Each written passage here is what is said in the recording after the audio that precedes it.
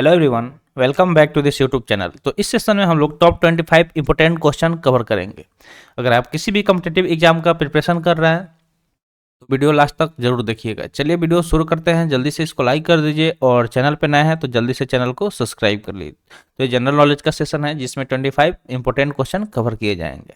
तो सबसे पहले यहाँ पे क्वेश्चन दिया गया है कि भारत में राष्ट्रीय युवा दिवस कब मनाया जाता है। ठीक है, तो अगर युवा दिवस की बात करें, ठीक है, राष्ट्रीय युवा दिवस का, तो पूछा जा रहा है कि कब मनाया जाता है। तो इसका करेक्ट आंसर क्या हो जाएगा? 12 जनवरी। ठीक है, प्रत्येक साल 12 जनवरी को भारत में राष्ट्रीय युवा दिवस मनाया जाता है। तो किसके उपलक्ष्य में मनाया जाता है?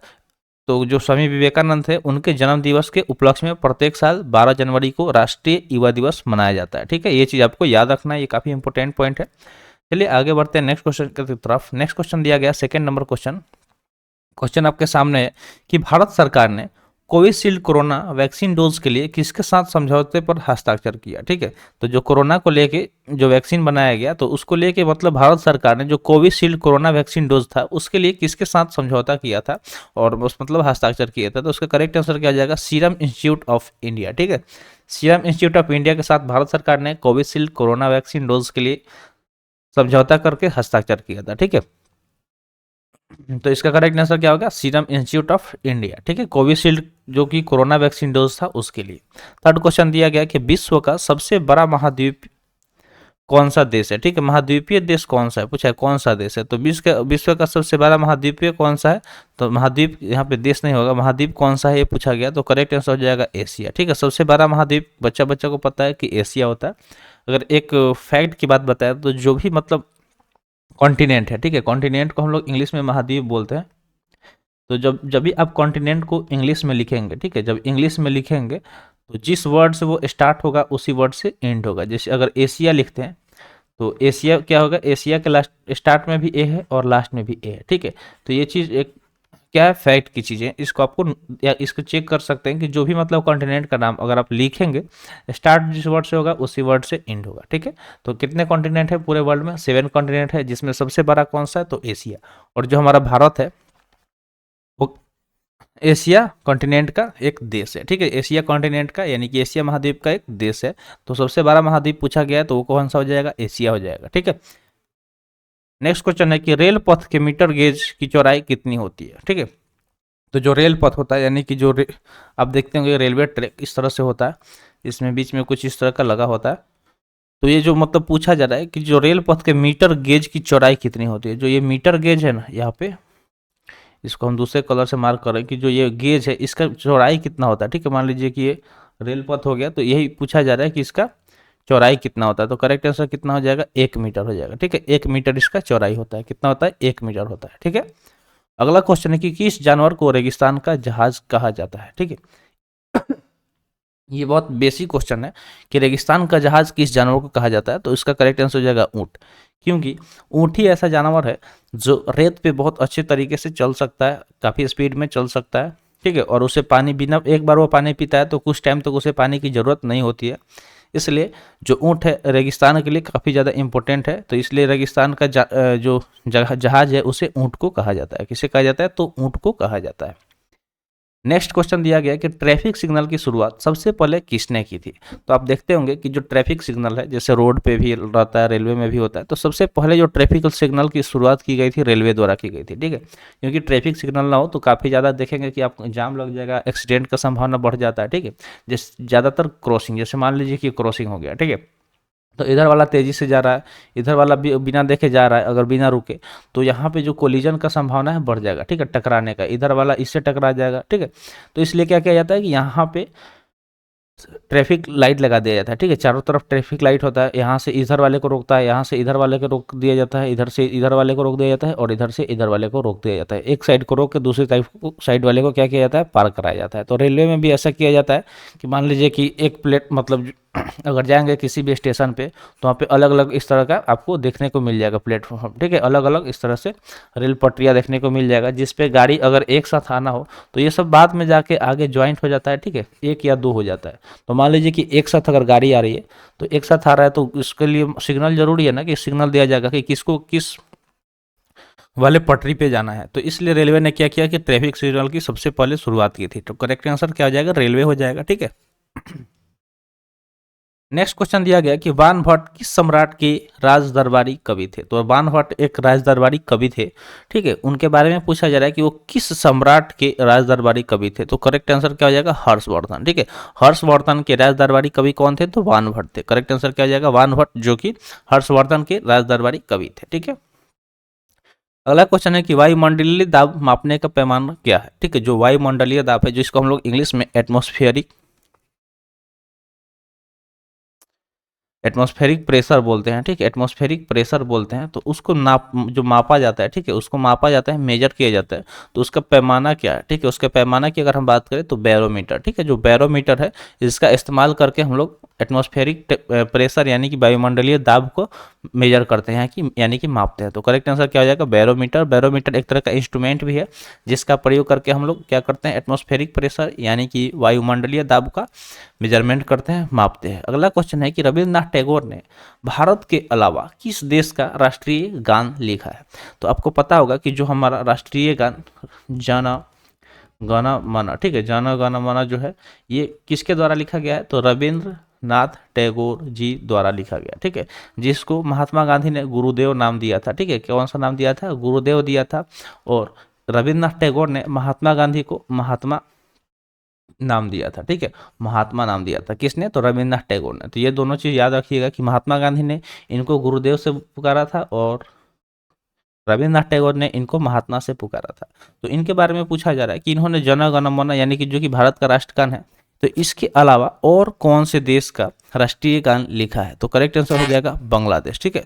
तो भारत के अलावा राष्ट्रीय गान जो मतलब राष्ट्रगान जो है, राष्ट्रीय गान नहीं उसको राष्ट्रगान भी बोला जाता है, राष्ट्रीय गान, ठीक है। राष्ट्रीय गान और राष्ट्रीय गीत अलग अलग है, ये आपको याद रखना है, ठीक है। तो करेक्ट आंसर बताइएगा कि जो भारत का राष्ट्रीय गीत है, ठीक है, जो राष्ट्रीय गीत है वो किसके द्वारा लिखा गया है। कमेंट सेक्शन में आपको बताना है कि जो भारत का राष्ट्रीय गीत है वो किसके द्वारा लिखा गया है, ठीक है। तो बांग्लादेश और भारत, ठीक है, दोनों का राष्ट्र अगर हम राष्ट्र गान की बात करें तो वो किसके द्वारा लिखा गया है, तो रविन्द्रनाथ टैगोर जी द्वारा लिखा गया है। नेक्स्ट क्वेश्चन है कि दिल्ली के सुल्तान रजिया सुल्तान किसकी पुत्री थी, ठीक है। रजिया सुल्तान काफ़ी फेमस है, अगर हिस्ट्री उठा कर देखें तो वहाँ पर रजिया सुल्तान बहुत मतलब फेमस है, प्रसिद्ध है। तो उनके बारे में पूछा जा रहा है कि ये दिल्ली की सुल्तान हुआ करते थे, ठीक है। दिल्ली की सुल्तान हुआ करती थी। तो इनके बारे में पूछा जा रहा है कि जो ये किस सुल्तान की पुत्री थी, ठीक है। रजिया सुल्तान मतलब किस सुल्तान की पुत्री थी। तो इसका करेक्ट आंसर हो जाएगा शम्स-उद-दीन इल्तुतमिश, ठीक है। शम्सुद्दीन इल्तुतमिश की ये पुत्री थी, ठीक है। शम्सुद्दीन इल्तुतमिश इसको पढ़ सकते हैं। तो उनकी ये क्या थी, पुत्री थी, ठीक है। उनकी क्या थी, ये पुत्री थी, ठीक है। शम्सुद्दीन इल्तुतमिश की क्या थी, पुत्री थी। अगला चलिए क्वेश्चन यहाँ पे दिया गया 11 नंबर, पूछा जा रहा है कि बिहार का शोक किस नदी को कहा जाता है, ठीक है। तो जैसे देखिए बिहार में क्या होता है कि जो एक नदी है कोसी नदी, ठीक है, एक नदी है कोसी नदी, जो बहुत ज़्यादा बाढ़ लाती है, जिससे बिहार में काफ़ी ज़्यादा क्षति होता है, ठीक है। जिससे बिहार में क्या होता है, काफ़ी ज़्यादा क्षति होता है। तो उस नदी को यानी कि कोसी नदी, उसको हम लोग बिहार का शोक बोलते हैं। क्या बोलते हैं, बिहार का शोक बोलते हैं। इसी तरह बंगाल का शोक किस नदी को कहा जाता है, ठीक है। बंगाल का शोक किस नदी को कहा जाता है, आपको कमेंट सेक्शन में बताना है कि बंगाल का शोक किस नदी को कहा जाता है। देखते हैं कि किसको किसको पता है, ये बेसिक चीज़ें हैं, ठीक है। ये सब आपको पता होना चाहिए क्योंकि एग्जाम में ये सब बहुत ज़्यादा पूछा जाता है, ठीक है।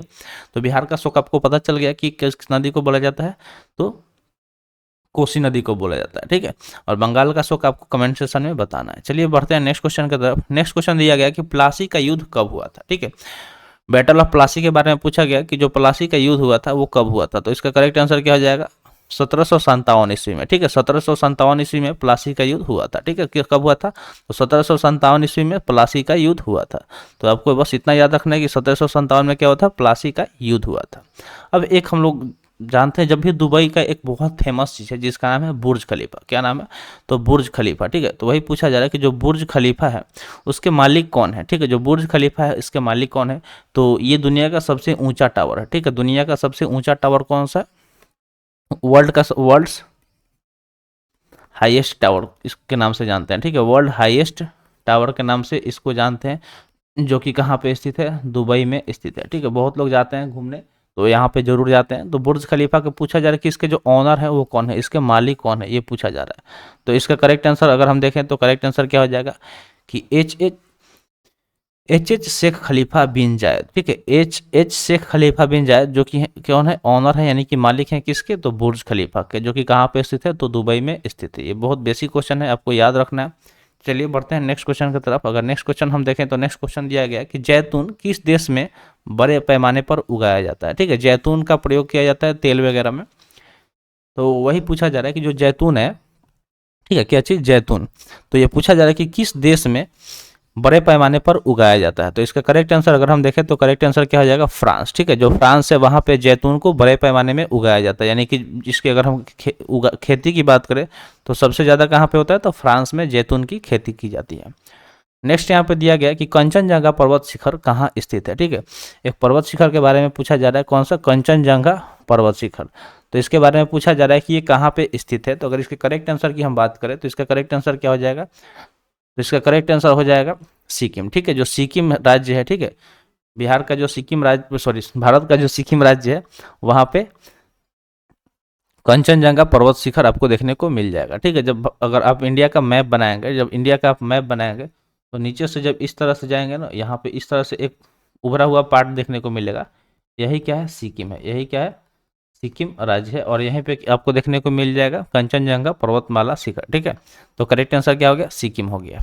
नेक्स्ट क्वेश्चन यहाँ पे दिया गया, प्रथम भारतीय फिल्म राजा हरिश्चंद्र के निर्माता कौन थे। तो आप जानते होंगे कि भारत का सबसे पहला फिल्म कौन सा था, तो राजा हरिश्चंद्र था। तो इसके निर्माता कौन थे, यानी कि इसका निर्माण किसके द्वारा किया गया था, ठीक है। तो अगर करेक्ट आंसर की बात करें तो करेक्ट आंसर क्या हो जाएगा, दादा साहब फाल्के। दादा साहब फाल्के के नाम से अभी अवार्ड भी दिया जाता है। तो बस आपको याद रखना है कि जो दादा साहब फाल्के थे वही थे कौन, तो राजा हरिश्चंद्र के निर्माता, ठीक है। राजा हरिश्चंद्र जो फिल्म था भारत का प्रथम भारतीय फिल्म, तो उसके निर्माता कौन थे, दादा साहब फाल्के। और ये जो दादा साहब फाल्के हैं काफ़ी फेमस है, इनके नाम से अवार्ड भी दिया जाता है एक्टर और एक्ट्रेस को। आगे दिया गया नेक्स्ट क्वेश्चन कि भारतीय नेपोलियन की उपाधि किसे दी गई है, ठीक है, जो भारतीय नेपोलियन की उपाधि किसे दी गई है, यानी कि किन्हें भारत का नेपोलियन के नाम से भी जाना जाता है, ये पूछा जा रहा है, ठीक है, भारतीय नेपोलियन। तो ये हो जाएगा करेक्ट आंसर समुद्रगुप्त, ठीक है, जो समुद्रगुप्त थे उन्हें भारतीय नेपोलियन के नाम से भी जाना जाता है, ठीक है, ये भारत के नेपोलियन के नाम से जाना जाता है किसे, तो समुद्रगुप्त को। तो करेक्ट आंसर क्या हो गया, समुद्रगुप्त हो गया। ये बहुत पूछा जाता है, ठीक है, अगर आप एयरफोर्स का जो अग्निवीर वाला, ठीक है, नेवी हो गया या फिर आर्मी का जो जीडी है, ठीक है, इन सब एग्जाम में ये बहुत ज़्यादा पूछा जाता है। आर्मी जीडी हो गया, एसएससी जीडी हो गया, या फिर बिहार एसआई में भी बहुत बार ये चीज़ पूछा गया, ठीक है, बिहार एसआई का जो एग्जाम होता है इन सब एग्जाम में ये बहुत बेसिकली पूछा जाता है। तो इसको आपको याद रखना है, ठीक है। नेक्स्ट क्वेश्चन यहाँ पे दिया गया कि चीनी यात्री फाहियान, ठीक है, चीनी यात्री जो चीन का यात्री आया था फाहियान, तो किस गुप्त शासक के शासनकाल में दौरान भारत आया था, ठीक है। पूछा जा रहा है कि जो चीनी यात्री फाहियान आया था तो किस शासक, मतलब किस गुप्त शासक के शासनकाल के दौरान भारत आया था। तो इसका करेक्ट आंसर अगर हम देखें तो करेक्ट आंसर क्या हो जाएगा, चंद्रगुप्त टू, ठीक है, चंद्रगुप्त टू के शासनकाल के टाइम जो चीनी यात्री फाहियान था, चीनी यात्री फाहियान यानी कि चीन का एक यात्री था जिसका नाम फाहियान था, वो भारत आया था। तो करेक्ट आंसर क्या हो जाएगा, चंद्रगुप्त टू, ठीक है, चंद्रगुप्त टू के शासनकाल में वो भारत आया था, ठीक है। तो चलिए बढ़ते हैं नेक्स्ट क्वेश्चन की तरफ। जो भी चीज़ें बताई जा रही होंगी आपको अच्छे से समझ में आ रहा होगा, ठीक है। तो वीडियो लाइक नहीं किए तो लाइक कर दीजिए, और चैनल पर नए हैं तो जल्दी से चैनल को सब्सक्राइब कर लीजिए। नेक्स्ट यहाँ पे पूछा जा रहा है कि ए मेरे वतन के लोगों, ठीक है, ये क्या है, एक देशभक्ति गीत है। आप सुनते होंगे कि ये मेरे वतन के लोगों, हमेशा जब भी 15 अगस्त 26 जनवरी आता है तो आपके आसपास में ये गाना जरूर सुनने को मिलता होगा, ठीक है। तो ए मेरे वतन के लोगों देशभक्ति गीत किसने लिखा है, ये पूछा जा रहा है कि ये किसके द्वारा लिखा गया है और किसके द्वारा गाया गया है, ये भी आपको बताना है, ठीक है।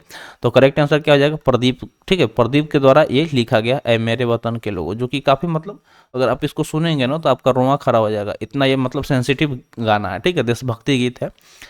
अगला क्वेश्चन दिया गया 20 नंबर की मंदिरों की पुण्य भूमि भारत के किस राज्य को कहा जाता है। तो मंदिरों की पुण्य भूमि, ठीक है, यहाँ पे पूछा जा रहा है कि जो मंदिरों की पुण्य भूमि है, ठीक है, मंदिरों की पुण्य भूमि तो भारत के किस राज्य को कहा जाता है। तो इसका करेक्ट आंसर अगर हम देखें तो तमिलनाडु हो जाएगा, ठीक है, तमिलनाडु हो जाएगा। तमिलनाडु को मंदिरों के पुण्य भूमि, भारत के मंदिरों के पुण्य भूमि के नाम से जाना जाता है, ठीक है। तो तमिलनाडु करेक्ट आंसर हो जाएगा। नेक्स्ट क्वेश्चन दिया गया कि गुप्त काल में किस धातु के सर्वाधिक सिक्के जारी किए गए थे। तो जब गुप्त काल चल रहा था भारत में तो उस टाइम पूछा जा रहा है कि किस धातु, ठीक है, किस धातु के सर्वाधिक सिक्के सर्वाधिक सिक्के जारी किए गए थे, ठीक है। तो गुप्त काल में किस धातु के सर्वाधिक सिक्के जारी किए गए थे, तो इसका करेक्ट आंसर क्या हो जाएगा, सोना, ठीक है, जो कि आज के डेट में बहुत महंगा हो गया, ठीक है। डे बाय डे इसका मतलब क्या है, प्राइस बढ़ते जा रहा है, इसका जो रेट है उसमें आपको इंक्रीमेंट ही देखने को मिलेगा, ठीक है। तो सोना का उस टाइम सिक्का जारी किया गया था, किस टाइम में, तो गुप्त काल में, ठीक है। गुप्त काल में किस धातु के सर्वाधिक सिक्के जारी किए गए थे, तो वो सोना। सोना क्या है, एक तरह का मेटल है, ठीक है। सोना एक तरह का क्या है, मेटल है। इसका इसको एयू के नाम से हम लोग जानते हैं, ठीक है, एयू। अगर आप पीरियोडिक टेबल उठाकर देखेंगे तो वहाँ पे एयू के नाम से जानते हैं, ठीक है। इसका जो मतलब ये खासियत है कि ये मतलब क्या कि डक्टाइल होता है, ठीक है, और मेलिएबल होता है। डक्टाइल और मेलिएबल इसका मेन खासियत है। और उसके बाद से लस्टर, यानी कि काफ़ी ज़्यादा चमकीला होता है। और डक्टाइल यानी कि इसको हम लोग तार के रूप में खींच के लंबा खींच सकते हैं बहुत ज़्यादा। और मेलिएबल यानी कि इसको पीट के चादर के रूप में बना सकते हैं। तो इसलिए हम लोग सोना का क्या करते हैं, आभूषण बनाते हैं, ठीक है। आभूषण यानी कि जो भी ज्वेलरी है बनाते हैं। और देखिए इसका एक खासियत कि अगर 1 kg सोना होगा ना, तो उसको पीट के एक हम लोग रूम तैयार कर सकते हैं। इसको पीट के यानी कि इसके चादर के रूप में एक रूम तैयार कर सकते हैं। इतना ये मतलब क्या होता है, मेलिएबल होता है। नेक्स्ट क्वेश्चन दिया गया है कि रंगोली कहाँ की प्रमुख लोक कला है। तो रंगोली आप लोग देखते होंगे हमेशा दिवाली के टाइम में बनाया जाता होगा। तो पूछा जा रहा है कि कहाँ की प्रमुख लोक कला है, तो इसका करेक्ट आंसर क्या हो जाएगा, महाराष्ट्र, ठीक है। क्या हो जाएगा, महाराष्ट्र। तो जो रंगोली है, ठीक है, रंगोली वो कहाँ की प्रमुख लोक कला है, ये पूछा जा रहा है, प्रमुख लोक कला, तो ये महाराष्ट्र की प्रमुख लोक कला हो जाएगा। तो चलिए बढ़ते हैं नेक्स्ट क्वेश्चन की तरफ। अगर नेक्स्ट क्वेश्चन की हम बात करें तो नेक्स्ट क्वेश्चन दिया गया कि हॉकी टीम कि एक टीम में कितने खिलाड़ी होते हैं, ठीक है। जो हॉकी अगर देखते होंगे इंडिया, ये काफ़ी मतलब इंडिया का क्या है, राष्ट्रीय खेल के नाम से भी जाना जाता है। लेकिन लोग इसे देखते नहीं है, इंटरेस्टेड नहीं है, क्योंकि ज़्यादातर इंडिया में या कहीं भी देश में देखिए तो फुटबॉल और क्रिकेट, ज़्यादा क्रिकेट उसके बाद फुटबॉल, ठीक है। तो देखते हैं। फिर भी अगर ये बेसिक क्वेश्चन है, पूछ लिया जाता है एग्जाम में कि हॉकी का मतलब जो टीम होता है, तो एक टीम में कितने खिलाड़ी होते हैं, कितने खिलाड़ी होते हैं, ये पूछा जाता है, ठीक है। तो इसका करेक्ट आंसर क्या हो जाएगा, तो इसका करेक्ट आंसर अगर हम देखें तो 11 हो जाएगा। जितना क्रिकेट में और फुटबॉल में होता है उतना ही हॉकी में होता है। तो हॉकी में कितने प्लेयर होते हैं, तो 11 होते हैं। एक टीम में कितने प्लेयर, 11, ठीक है। नेक्स्ट क्वेश्चन दिया गया कि कंप्यूटर की कीबोर्ड के कौन से बटन पर उसका नाम नहीं होता है, ठीक है। तो आप अगर आप कंप्यूटर के बटन पे देखेंगे तो हर बटन पे उसका नाम होता है, ठीक है। हर बटन पे उसका नाम होता है। सिर्फ एक ही ऐसा बटन है जिसपे उसका नाम नहीं होता, ठीक है, उसका नाम नहीं होता। तो उसका करेक्ट आंसर क्या हो जाएगा, जो सबसे बड़ा बटन होता है कीबोर्ड की, सबसे बड़ा बटन होता है स्पेस बार, जिसपे कोई नाम वगैरह नहीं होता है, वो एकदम प्लेन होता है, ठीक है। वो क्या होता है, एकदम प्लेन होता है। नेक्स्ट दिया गया कि भोजन में उपस्थित ऊर्जा को किस में मापा जाता है। तो जब भोजन में ऊर्जा होता है, जब हम भोजन करते हैं, ठीक है, खाना खाते हैं, तो उसमें उपस्थित जो ऊर्जा होती है उसको हम लोग किस में मापते हैं, किस में उसको मेजर करते हैं। तो उसका करेक्ट आंसर हो जाएगा कैलोरी, ठीक है। क्या हो जाएगा, कैलोरी में उसको हम लोग मेजर करते हैं। कैलोरी में उसको मेजर करते हैं, यहाँ पे कैलोरी कर लीजिएगा, कैलोरी में उसको हम लोग मेजर करते हैं। तो भोजन में उपस्थित ऊर्जा को किस में मापा जाता है, तो कैलोरी में मापा जाता है। देखते होंगे अगर आप कोई प्रोडक्ट खरीदते हैं, ठीक है, कोई भी प्रोडक्ट खाने वाला जो होता है, तो उसके जब पीछे साइड में देखेंगे ना, तो पीछे साइड में उसमें लिखा रहेगा कि उसको खाने में कितना, मतलब मान लीजिए 4 कैलोरी, इस तरह से आपको लिखा होगा उस पर कि कितना कैलोरी आपको ऊर्जा मिलेगा। तो भोजन में उपस्थित जो भी ऊर्जा होता है उसको हम लोग किस में मापते हैं, तो कैलोरी में मेजर करते हैं। तो आज के लिए इतना ही। आज का सेशन यहीं पर समाप्त हुआ। सेशन कैसा लगा कमेंट सेशन में जरूर बताइएगा, ठीक है। तो मिलते हैं फिर अगले वीडियो में। Thanks for watching. जय हिंद।